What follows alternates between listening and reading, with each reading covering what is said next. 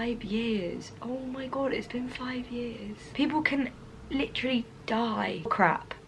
Absolutely bloody miserable. Like, I was miserable. That is your world. Like, that is actually your world. Hi. So, oh, I'm kind of scared, I'm not gonna lie. So, this has been a random story time decision. I am back on the story time sofa. Hi, if you've never seen my face before. I'm Misha Grimes, and today is gonna be an interesting video to film. I literally decided that I wanted to do this yesterday, and I'm filming it now. I don't know if this is gonna come out how I want it to.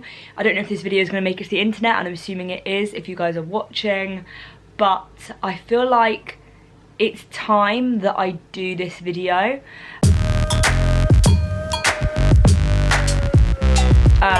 So basically, I have Lyme disease. Now, if you don't know what Lyme disease is, then you're probably not the only one, because not that many people really know about it, even though it's a really big thing nowadays. So Lyme disease is not something that's contagious. I couldn't just like kiss someone and give them Lyme disease. Lyme disease is a bacteria carried by a tick. Now, you hear about animals getting Lyme disease, about tick bites, and you don't want them to have ticks. It's the same thing, but on a human. So I want to talk about my story because I've done this video before years ago when I first started YouTube, but I know that I didn't necessarily say everything because I wasn't ready to say everything, and I feel like I blurred out parts of the story, and I don't know. I think it's important to do a video like this because the amount of people that have contacted me with chronic illnesses and like just me sharing my story, and I just hope it helps other people and kind of wises people up to like that people do have their own shizness going on behind closed doors, and I am that happy person that you see on YouTube all the time. Like, that is me. But it wasn't until recently that I actually realised how much I went through. So it was actually when I went for an interview the other day, and they were asking about something that's shaped you into the person that you are, and like I kind of mentioned Lyme disease, but I didn't really go into too much detail. And then they were asking me a lot of questions about it, and afterwards I got on the phone to mum and I was like, oh yeah, they were asking lots of questions about my Lyme disease. She's like, oh, okay. And I was like, they were painting me out. They were painting me out like I had such this hard life. I was like, but that wasn't me. And then she was like, Misha, yes it was. She said, that was you, Mish. You just don't let yourself remember that time and like think that you were that person. Because I am so positive, like that is me, and I don't think I fully ever, until literally like the other day, realised how much that shaped me as a person and like changed everything, and literally how much that I went through. Because I'm always that person that's like, no, people have worse things going on in their life. My problems are nothing, like they're not important. But I think in that very moment, like when mum said that on the phone, I was like, oh crap, you're actually not wrong. I just see everything through rose-tinted glasses because I'm not in that situation now, so I can't remember how bad it was theoretically until I start thinking about it. So yes, Lyme disease is a bacteria carried by a tick, and I got Lyme disease when I was about 7 years old. We don't actually know how or when I was bitten because we were in the Cotswolds, in like the tree areas. We went to Lapland, we were in Poland. There's lots of different places that I could have got bitten, but ticks are usually in like foresty areas, wooded areas, on animals and things like that. We didn't have a dog at this point, it was literally just us, and this was when I was 7 years old. So I remember that I had a, oh sorry, if you've already heard this like basic story, I'm sorry, I will be adding more in that you may not have heard, but I feel like I need to give the baseline so like people understand.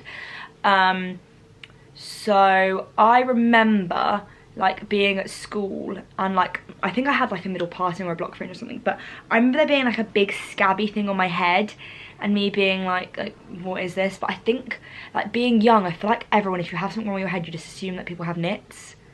So that was my assumption.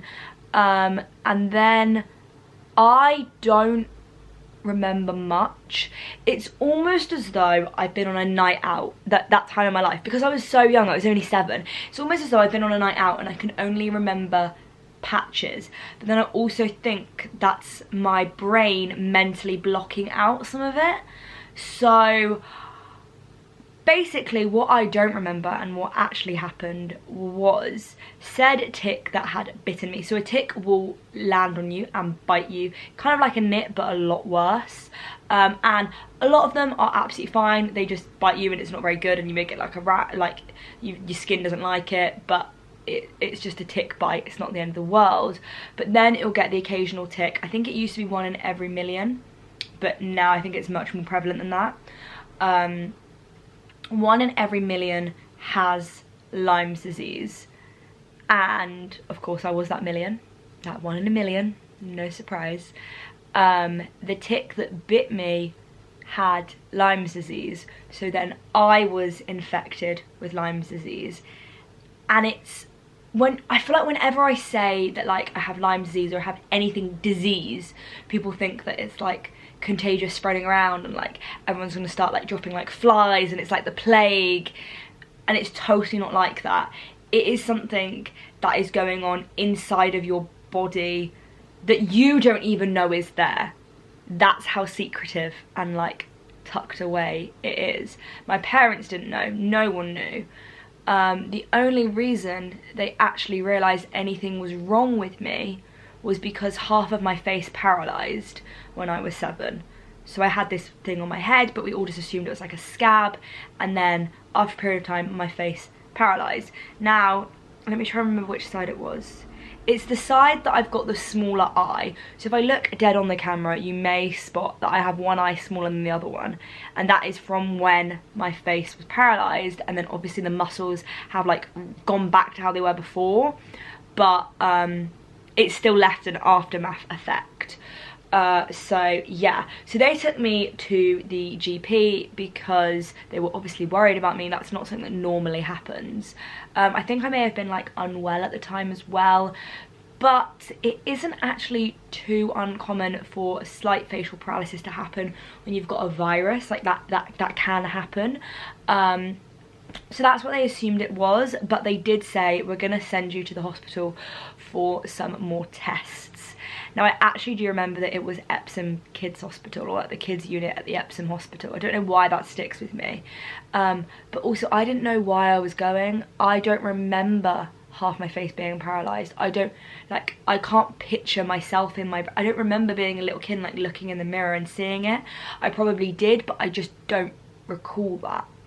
So then we went, and I was so incredibly lucky, because the problem with Lyme disease is everyone thinks it's every other thing going. They think it's chronic fatigue, they think it's what's that one that Sam Fairs has? Crohn's. They think it's exhaustion, they think it's, I don't even know, they think it's everything. They literally think it's everything, but they can't actually necessarily check or know that it's going to be Lyme's disease. So the reason I was lucky was because I went to the hospital 6 weeks, they think, approximately after I was bitten. Now if you went to a normal hospital in England, even nowadays, considering this was 13 years ago, even nowadays they would not think, let's check them for Lyme's disease, because why would you? If you think about Lyme's disease, the way that you're supposed to realise that you have Lyme's disease or that you've been bitten by a tick is that a tick bites you, and say it was on like your leg, you get this bullseye rash, but that was on my head. So of course I never saw it. My parents were never going to know that. The doctors weren't going to pick up on that. My parents wouldn't have realised when I had that weird scab on my head to then say to the doctors, oh, she had that scab when half her face paralysed. They wouldn't ever have put 2 and 2 together. So the symptoms that I was showing were very similar to someone that had previously been in 2 weeks prior to this exact hospital.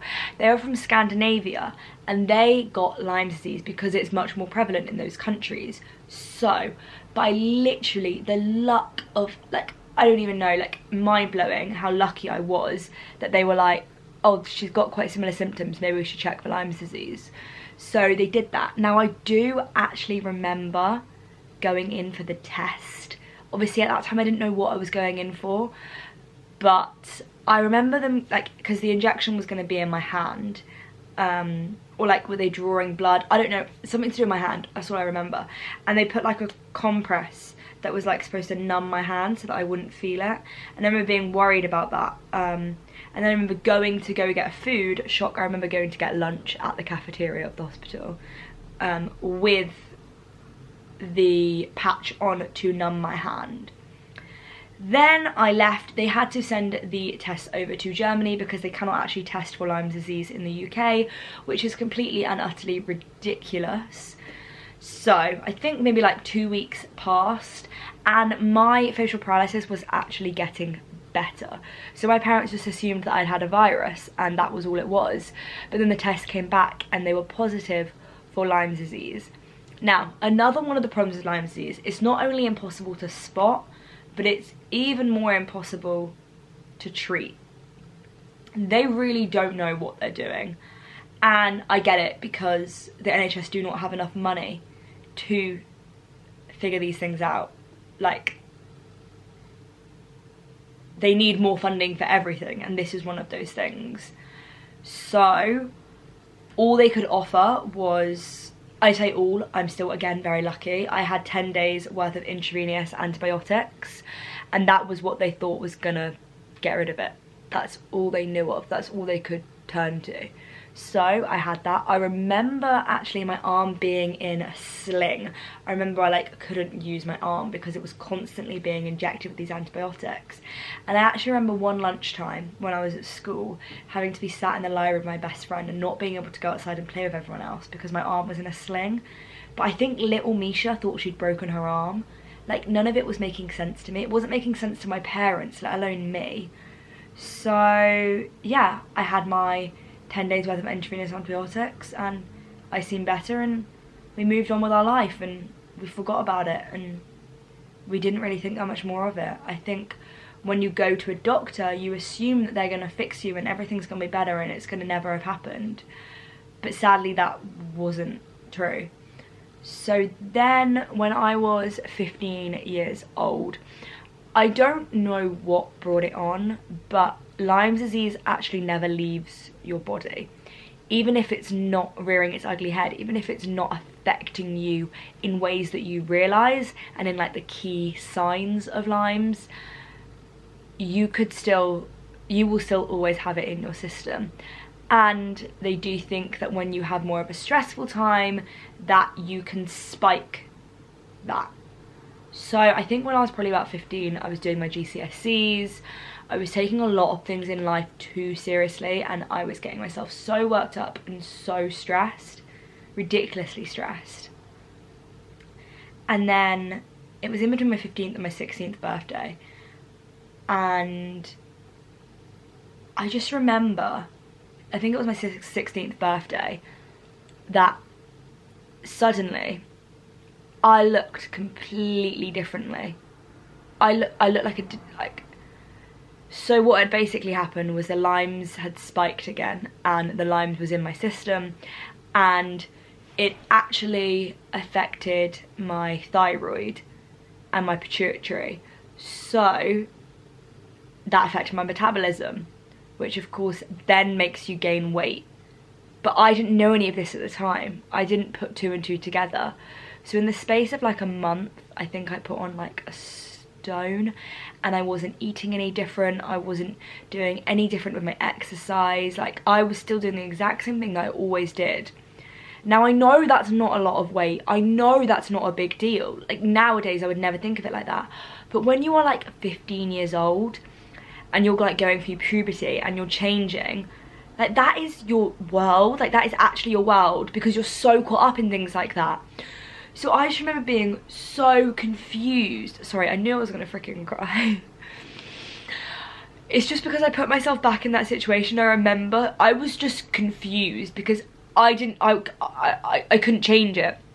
I changed my diet, I was still gaining weight. I was increasing my exercise, I was still gaining weight. My body was just going into shutdown because it was going through so much stress, and the Lyme's was just affecting me so much. Sorry. So I was incredibly chronic fatigued. I was just so exhausted. I was absolutely bloody miserable. Like, I was miserable. And I couldn't do anything about it because it was nothing that I could fix. No one could give me some magic pill that would take the limes away. No one could fix it for me. So it was just like, I'm so powerless. Like, I am a person that I don't mind there being a problem if I can fix it. But when you literally have all power taken out of your hands, there is nothing you can do, then like, what are you supposed to do? Especially when you're like 15, 16 years old and you don't understand what's going on. And like, I was always that child growing up. I was so incredibly lucky that I could eat anything. I could eat anything. It didn't change anything in me. So then suddenly to basically wake up one morning and all of that changing, and now you are faced with a completely different situation. Now obviously the stone didn't change me that much. Like, it's not that much weight and I know that. But in that time, all I focused on was getting rid of that weight, because that was all that I knew. I wanted to go back to the old Misha. I wanted to go back to the Misha before any of these problems happened, but I couldn't. I couldn't do anything to make it stop. There was nothing. I was completely powerless in the situation. I am incredibly lucky again that I do have a nutritional therapist who did help me through a lot of this and give me different supplements and just try to calm down my body, the inflammation in my body. Inflammation since then has been something that I struggle with every single freaking day. And you hear about people talking about having a food baby, and you hear me talking a lot about having a food baby, but like, inflammation is so different to a food baby. Even nowadays, but especially back then, I could wake up in the morning and I could literally look 6 months pregnant because my whole stomach was inflamed. This wasn't because of what I was eating, this was literally just the effect that the limes was having on my body. And literally, like, even like last week, my stomach for the last like month has been so angry at me. And what do you do when you've got inflammation? You can take supplements, you can try and calm down the irritation, but you can't do anything. So then you're a completely new weight, you've got this massive inflammation, and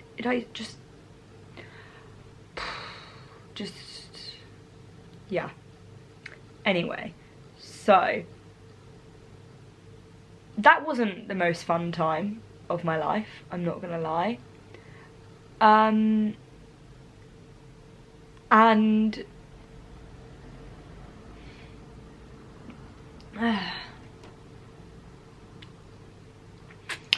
and slowly but surely, I think it took us about 2 years to get my level of limes back down to being dormant, because basically how it works is you will obviously have a spike when you're bitten, and that's when the limes is really affecting you, and then if you manage to combat it, it will drop. But then if, say, I had a stressful situation, which I did, it would then peak, and then you need to work to get it back down.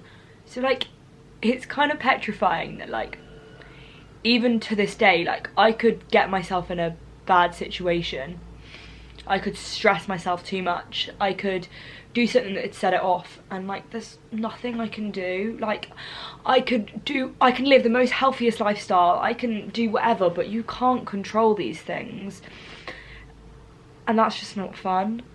But this isn't a pity video, this isn't like a, oh my god, I went through so much, because I still don't see it like that. Like, there are so many people that went through so much worse things than me. Like, again, I keep on saying I was lucky. I was so lucky. There are people that go 10 years without even knowing that they have limes. It can go to their bones, it can go to their muscles, it can go to their heart. People can literally die from Lyme disease. So then it makes me feel like I'm a complete idiot, because I'm over here complaining that like, it's affected my thyroid and my metabolism and I'm exhausted, when people have literally got such bigger problems than I ever have.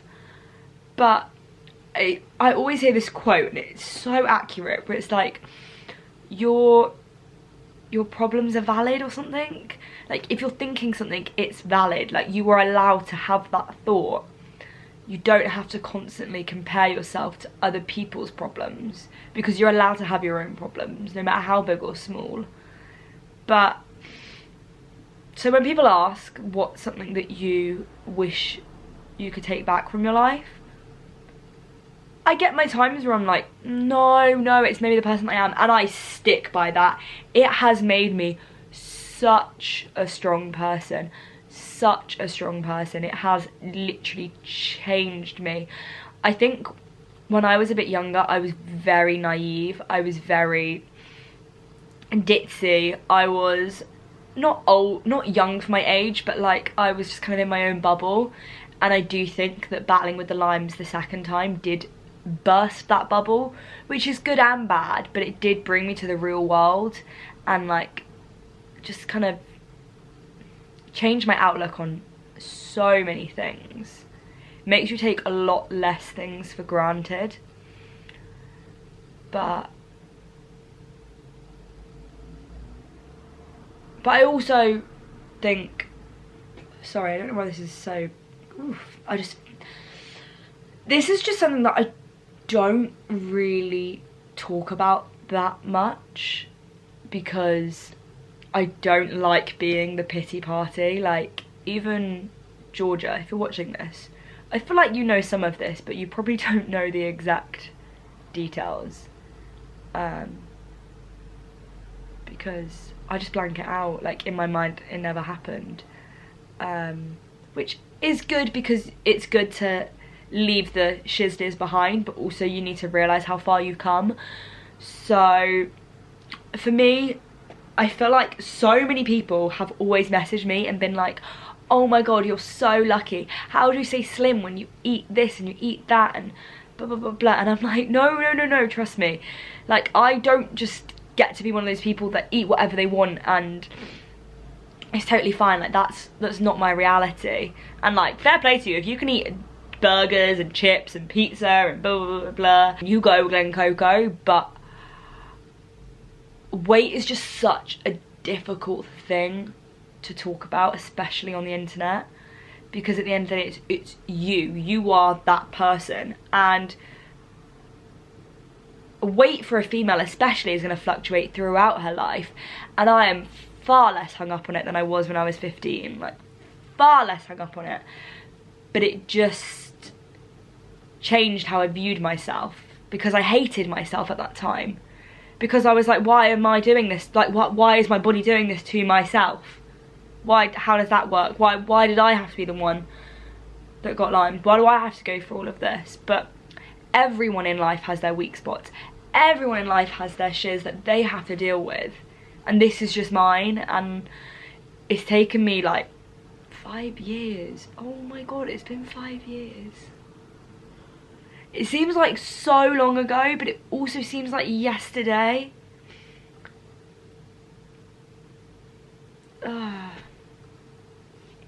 Okay, I've got my shiz together, I'm good. So, the reason I wanted to make this video is because you just don't know what somebody else has been through. So, like those messages where people are like, oh my god, you get to eat so much, and I know they don't come from a place of like negativity, but I'm just like, be so careful what you say. Like, even recently, I know I've gained weight. I know I have. That's life. We fluctuate. Like, that is real life. But then also, can we please ignore my fake tan hands? Awful. But it really bothers me that people think they can comment on that. Like, I get people commenting like, oh, you've gained weight. I'm like, yeah. So? I have. And I'm living my life. Just like everybody else should be. So, yeah. The reason I wanted to make this is not because I'm like, oh my god, look at me, I've been through so much. Because, again, people have been through much worse. But just think about what you say. You don't necessarily know the ins and outs of somebody's life completely. You don't know what they've gone through. You don't know what they're gonna go through. You don't know what they're going through.